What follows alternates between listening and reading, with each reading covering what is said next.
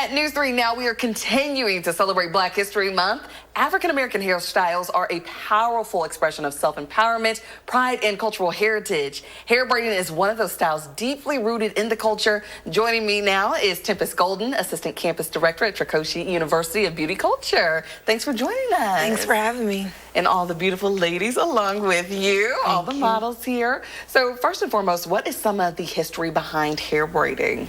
So hair braiding kind of originated from different ways for slaves to become free. So they would braid different maps in it. Some were identified from the tribes that they lived in, marital status. So it was different ways to identify themselves as well.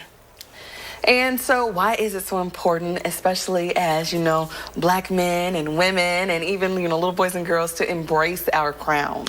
I believe if you know where you've come from, it'll help you be able to better your future, to understand what enslavement was, so that way we can be empowered and know that what we're doing makes a difference. And so at the school, are you all teaching ethnic hairstyling? We are. We actually just changed our curriculum to be able to service to it. So we do teach ethnic styling, braiding, sewing. We just changed our menu to cater to ethnic styling. At first it was just styling, but now we have incorporated braiding, twisting, sew-ins as well. So why is it so important to be able to, you know how to do a variety of different hair? Because you don't want to limit yourself. I believe learning hair is important, but it's also learning texture of hair. So it doesn't matter the color of your skin, it's the texture. So I think this is really good for all of us to feel included. Not like we're singling out one race, but it is the texture of hair. Could you kind of explain some of the hairstyles our models are rocking today? Yes. So this is what we would call singles, individual braids,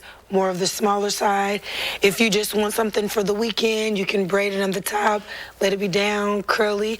And then this is what we call our knotless braids. This is perfect for anyone that is more tender-headed or their scalp is super sensitive.